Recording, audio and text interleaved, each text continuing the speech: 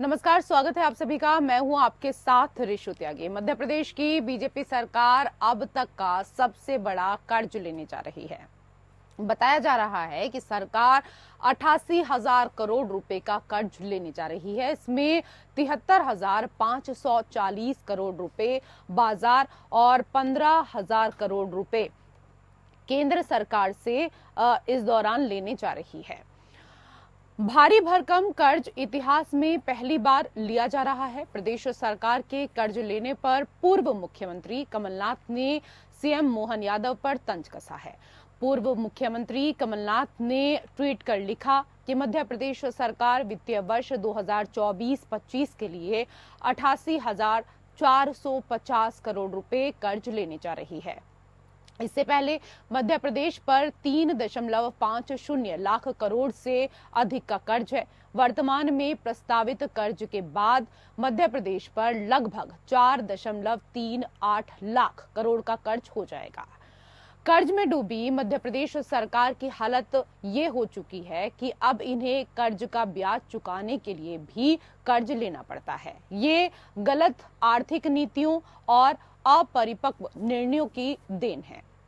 उन्होंने आगे कहा कि मैं पहले भी कह चुका हूं कि मध्य प्रदेश की बीजेपी सरकार लगातार कर्ज लेकर ठेका देने और कमीशन बटोरने में लगी रहती है और जनता पर कर्ज का बोझ बढ़ता जाता है। मैं मुख्यमंत्री से कहना चाहता हूं कि प्रदेश की जनता को और अधिक कर्ज के बोझ में दबाने के बजाय प्रदेश पर मौजूदा कर्ज को चुकाने और कर्ज मुक्त मध्य प्रदेश बनाने की दिशा में पहल करें। इधर कर्ज लेने के पीछे प्रदेश के डिप्टी सीएम और वित्त मंत्री जगदीश देवड़ा का कहना है कि कर्ज विकास कार्यों के लिए लिया जाता है, जिसका भुगतान भी समय से किया जाता है। मध्य प्रदेश विधानसभा चुनाव से पहले आपको बता दें कि बीजेपी सरकार ने दरअसल अनेक घोषणाएं योजनाओं को लेकर की थी और जारी इन योजनाओं पर लगातार कार्य भी चल रहा है।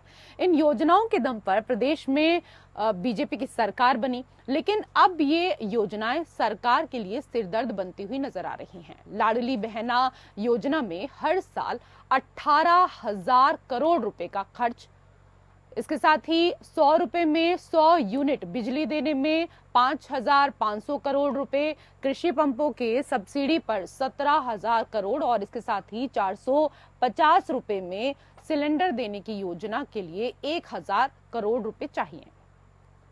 एमपी सरकार 3 माह में 15,500 करोड़ रुपए कर्ज ले चुकी है। वर्तमान वित्त वर्ष में सरकार अब तक कुल 37,500 करोड़ रुपए का कर्ज ले चुकी है। नए 5,000 करोड़ रुपए का नया कर्ज मिलाकर कुल कर्ज 42,500 करोड़ रुपए हो जाएगा। वर्ष 2024 में 23 जनवरी को 2,500 करोड़ रुपए, 6 फरवरी को 3,000 करोड़ रुपए और 20 फरवरी को 5,000 करोड़ रुपए और 27 फरवरी को 5,000 करोड़ रुपए का कर्ज लिया जा चुका है। मार्च 2023 की स्थिति में प्रदेश पर 3,31,000 करोड़ रुपए से अधिक का कर्ज है। हालांकि पूरा कर्ज आरबीआई की गाइडलाइन के आधार पर ही लिया जा रहा है।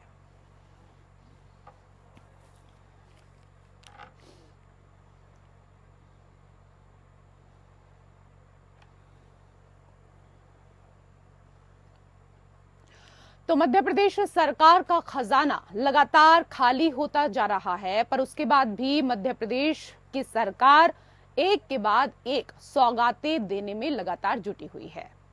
चुनाव में जनता से जो बड़े बड़े वादे बीजेपी के शीर्ष नेताओं ने किए थे, अब उनको पूरा भी करना है और पूरा करने के लिए मध्य प्रदेश सरकार अब कर्ज के दलदल में फंसने जा रही है।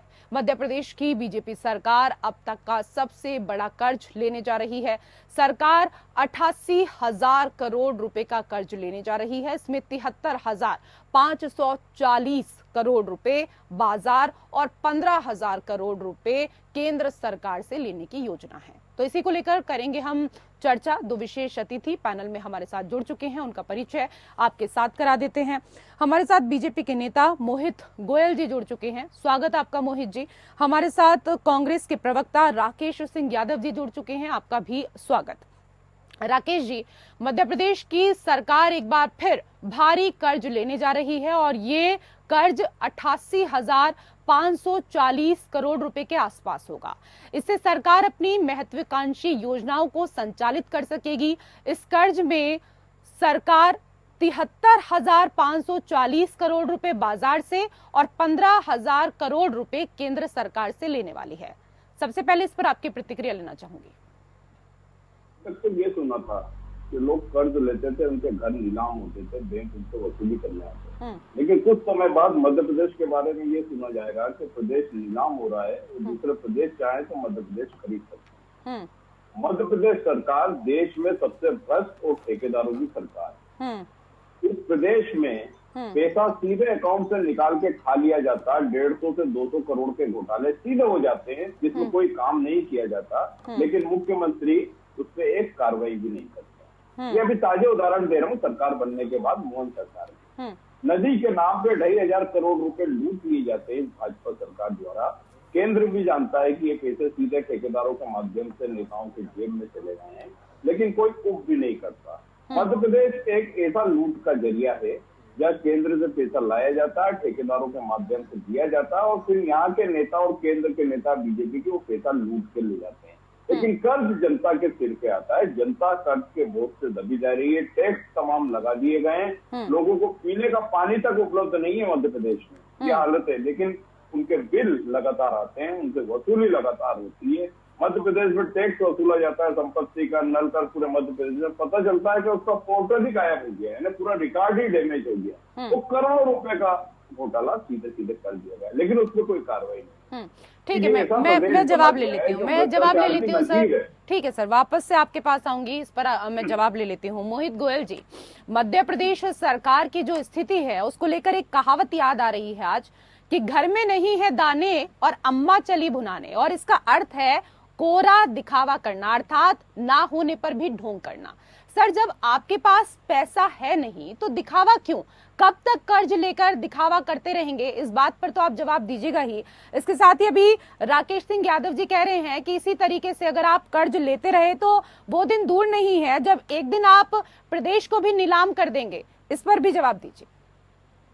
रेशु जी, पहले मैं कुछ बातें आपको बताना चाहता हूँ और जानकारी होना बहुत जरूरी है कोई भी टिप्पणी किसी के बारे में करनी।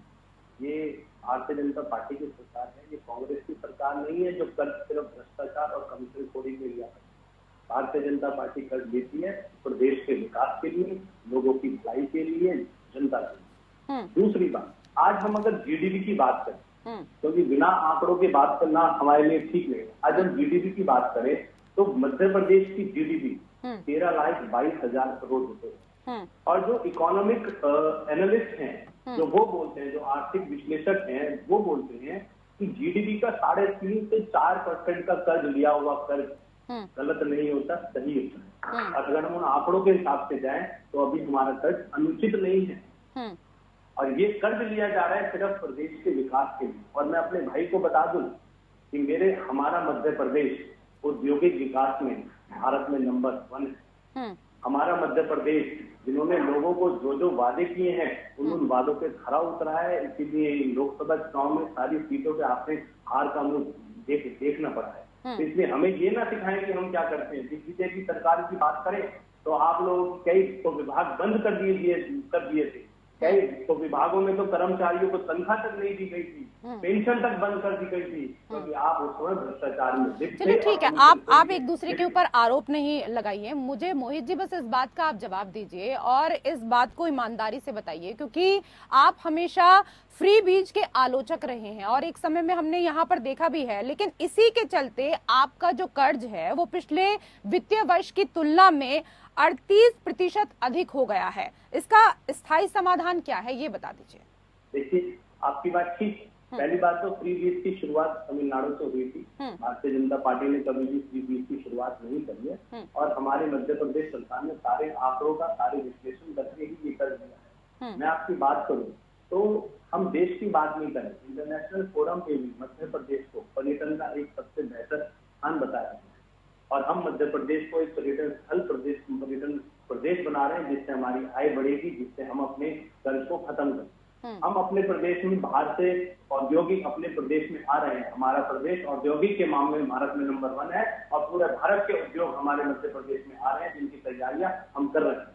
हमारे पास सारी प्लानिंग है और हम उस प्लानिंग के आधार पे काम कर रहे हैं। हमने कर्ज भ्रष्टाचार के लिए नहीं लिया जैसे कांग्रेस सरकार लिया करती थी। हमने कर्ज लिया है तो देश के राज्य के विकास के लिए क्या है, और राज्य का विकास हो रहा है और राज्य का विकास आगे भी होता है। लेकिन एक चीज तो बताइए ना मोहित जी, आप कह रहे हैं राज्य का विकास हो रहा है, सरकार की आय के मुकाबले खर्चा ज्यादा हो रहा है और इसीलिए सरकार को फिलहाल उन्हीं योजनाओं पर ज्यादा ध्यान देना चाहिए जो जरूरी हो, क्योंकि सरकार कर्ज लेकर खर्च करे ये भी तो ठीक नहीं है ना। नहीं, सरकार कर्ज लेकर खर्च करना ठीक तो हमेशा होता है। एक व्यापारी व्यापार करता है तो उस व्यापार को बढ़ाने के लिए कर्ज लिया जाता है। यदि राज्य सरकारें अपने प्रदेश में लोगों के हित के लिए, लोगों की डेवलपमेंट के लिए, राज्य की उन्नति के लिए, विकास के लिए कर्ज लेती है, उसमें कोई गलती नहीं है। और हम अपनी जीडीपी का 3.5 से 4 तो सर उसको चुकाएंगे कहाँ से? अगर आप व्यापारी की बात कर रहे हैं, एक उदाहरण यहाँ पर देना चाह रहे हैं कि कोई व्यापारी अगर व्यापार करता है तो लोगों से कर्ज लेकर भी वो व्यापार करता है, लेकिन उसके पीछे पूरी रणनीति होती है ना कि अगर उसका व्यापार नहीं चला तो कहाँ से वो जो कर्ज उसने लिया है वो कैसे उसको वापस चुकाएगा, पूरी एक रणनीति के तहत वो कर्ज लेता है ना। तो आपने भी तो कोई रणनीति बनाई होगी। जो पहला कर्ज आपने लिया अभी तो वो ही आप नहीं चुका पाए हैं, अब नया कर्ज आप ले लेंगे सर पर अपने।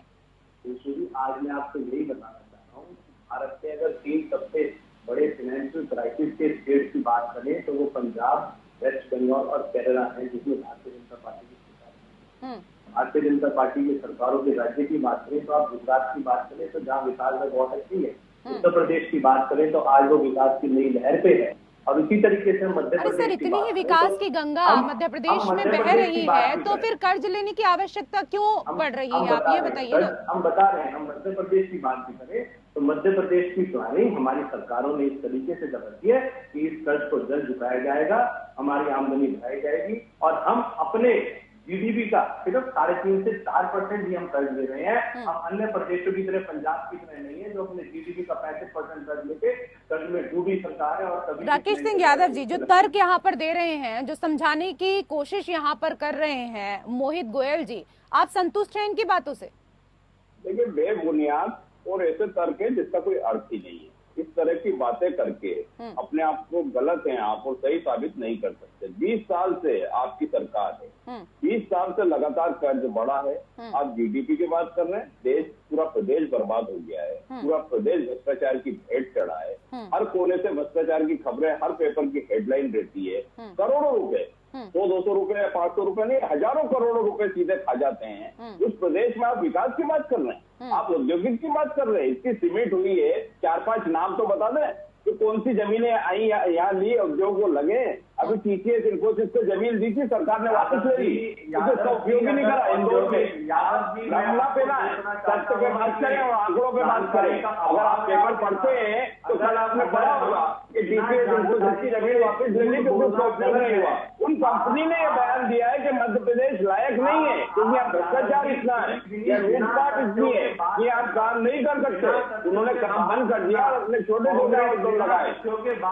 ये हालत है मध्य प्रदेश की। चलिए ठीक है राकेश जी, जिन बातों पर आप जवाब यहाँ पर लेना चाह रहे हैं, मोहित गोयल जी उन बातों पर आप जवाब दीजिएगा। राकेश सिंह यादव, तो खजाना खाली लेकिन सौगातें जारी हैं मध्य प्रदेश में और इसी को लेकर लगातार हम चर्चा कर रहे हैं। 2 विशेष अतिथि हमारे साथ चर्चा के लिए जुड़े हुए हैं। राकेश सिंह यादव जी जो सवाल आपसे कर रहे थे मोहित गोयल जी, पहले तो उस पर ही जवाब दे दीजिएगा, उसके बाद वापस आपके पास आऊंगी। मेरे कुछ सवाल हैं आपसे जी। हमारे मध्य प्रदेश की औद्योगिक विकास दर लगभग 24%।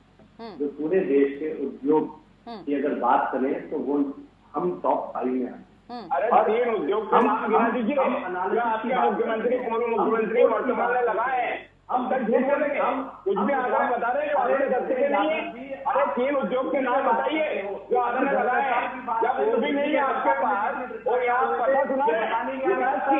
अरे मध्य प्रदेश में देखिए, मध्य प्रदेश में गली गली घूमिए, क्या बर्बाद करा है मध्य प्रदेश इन 20 सालों में। जीतने से आबादी नहीं हो सकती है और ये आपकी जीत नहीं थी, ये तो आपकी मोदी की गारंटी थी जो पूरे देश में हो गई और मध्य प्रदेश में चल गई। क्या आपके मुख्यमंत्री की देन नहीं है? जब तो उनको हटाया गया, जब तो कृषि मंत्री बनाया गया। अगर काम अच्छा करा होता तो मुख्यमंत्री वही रहते, जो ले रहे मुख्यमंत्री, जो बाहर किया उनको, जो मुख्यमंत्री बने, जो ऐसा मुख्यमंत्री बने जिनको विधायकों ने नहीं चुना है, मुख्यमंत्री को जो बाहर करा, जो कृषि मंत्री बनाए, चलिए ये उनकी पार्टी का निजी फैसला है। राकेश सिंह यादव जी, इन बातों पर बात करने का कोई मतलब नहीं है, लेकिन जो विषय है कर्ज को लेकर बात कर रहे हैं, आप लोग भी गंभीर आरोप यहाँ पर लगा रहे हैं, कमलनाथ ने भी गंभीर आरोप लगाए, उस पर आप बात करिएगा यहाँ पर। लेकिन ठीक है सर, आ रही हूँ मैं, वापस से आपके पास आ रही हूँ, क्योंकि एक सेकंड सर बात होने दीजिए ना कंप्लीट। क्योंकि मोहित गोयल जी, वित्त मंत्री जगदीश देवड़ा का कहना है कि कर्ज लेना कोई बड़ी या महत्वपूर्ण बात नहीं है, सरकार विकास के लिए कर्ज लेती भी है और समय पर उसका भुगतान भी करती है। पर कमलनाथ कह रहे हैं कि कर्ज में डूबी मध्य प्रदेश सरकार की हालत ये हो चुकी है कि अब आप लोगों को कर्ज का ब्याज चुकाने के लिए भी कर्ज लेना पड़ता है। ये गलत आर्थिक नीतियों और अधूरे फैसले और आप लोगों की अपरिपक्वता, परिपक्व नहीं हुए हैं आप लोग, इस वजह से सब कुछ हो रहा है। देखो रेशु जी, आप बातों को समझो, किसी भी बात को बिना तथ्यों से बोलना ये सही नहीं। और कांग्रेस पार्टी का इतिहास रहा है ये बिना तथ्यों पे बात करती है और सिर्फ देश को झूठ दिखाती है, और झूठ के अलावा इनके पास कुछ नहीं। आज हम अगर देश के विकसित राज्यों की बात करें, हम विकासशील राज्यों की बात करें, तो मध्य प्रदेश उन विकासशील राज्यों में से एक है जहाँ 16% की विकास दर है। आज हम अगर प्रदेश की बात करें तो हमारा प्रदेश पूरे भारत में टॉप 5 में आता है जो हमारे डेवलपमेंट के काम।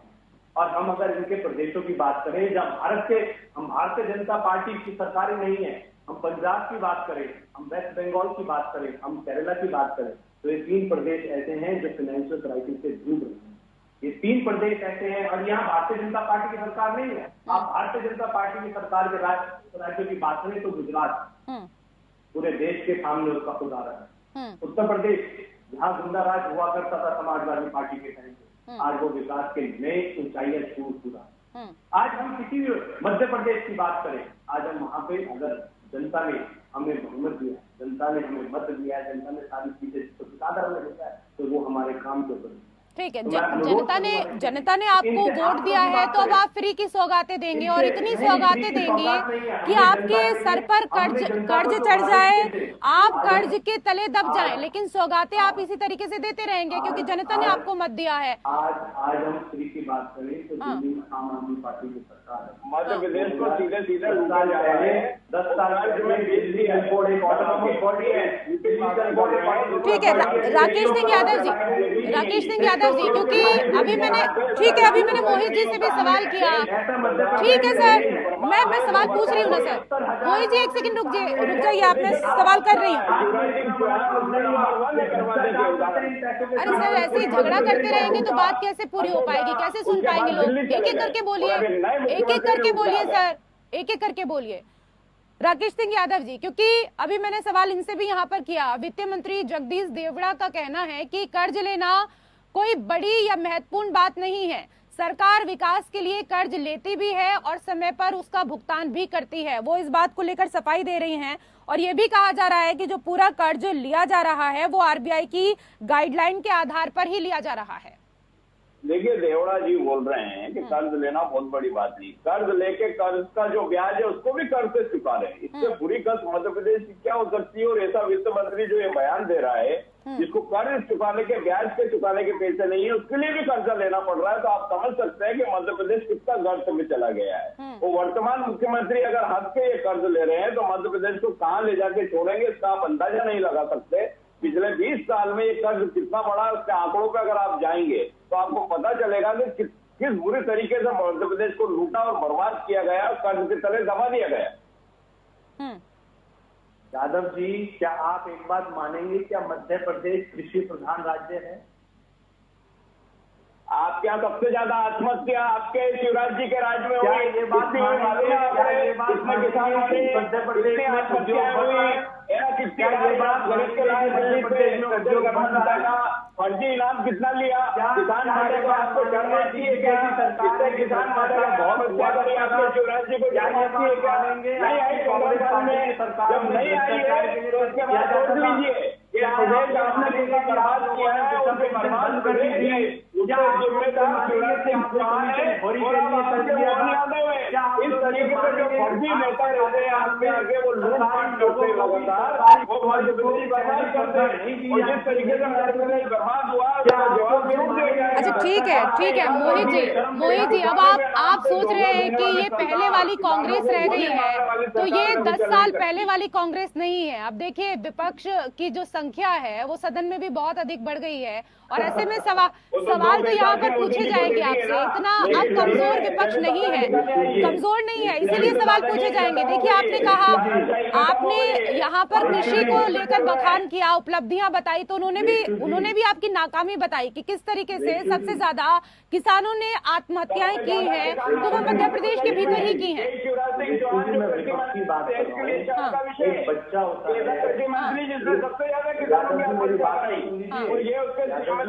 ठीक है यादव जी एक एक करके ना सर, जो लोग देख रहे हैं उनको भी तो समझ आना चाहिए ना। हाँ, सीखने से आपका झूठ सच नहीं बन जाएगा। दूसरों की बात, अरे जिससे किसान मरे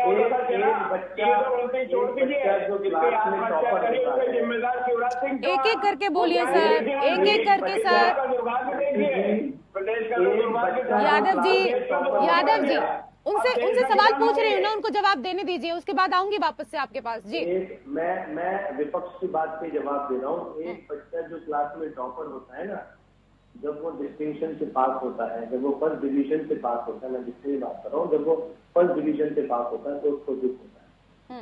और वहीं दूसरी तरफ जब एक बच्चा फेल होता रहता है और वो ग्रेस मार्क्स से पास होता है तो उसको बहुत खुशी होती है। यही अंतर है भारतीय जनता पार्टी। ठीक है, राकेश सिंह यादव जी संक्षेप में जवाब दे दीजिए सर, जो भी कहना चाहते हैं, क्योंकि इस समय का भाव है। लेकिन हकीकत ये है कि सबसे ज्यादा मौत किसानों की शिवराज सिंह चौहान के शासन में हुई, जो आज कृषि मंत्री है, देश का दुर्भाग्य। ये तो पूरे देश को मानना पड़ेगा। और आप जो कर्ज की बात कर रहे हैं, सबसे ज्यादा लूटा कर्ज के मामले में शिवराज सिंह चौहान ने, उसके बाद मोहन यादव उनसे एक कदम आगे बढ़ के चल रहे हैं। वो इतना बड़ा कर्ज ले रहे हैं जो विश्व रिकॉर्ड बन जाएगा, जो Guinness book of the world में दर्ज होना चाहिए। उसे लगाना रिकॉर्ड के साथ ठीक है ना सर, आप क्यों चिंता कर रहे हैं? वो कर्ज ले रहे हैं तो चुकाएंगे भी वो ना। अब उन्होंने सोचा होगा कि कैसे चुकाएंगे, किस तरीके से विकास की गंगा बहाएंगे मध्य प्रदेश में, कहाँ से पैसा आएगा, ये इन्होंने सोचा होगा ना, इनकी प्लानिंग होगी। ठीक है सर, बहुत बहुत धन्यवाद आप दोनों मेहमानों का हमारे साथ इस चर्चा में जुड़ने के लिए। और इसी के साथ इस विशेष पेशकश में मेरे साथ फिलहाल इतना ही। नमस्कार।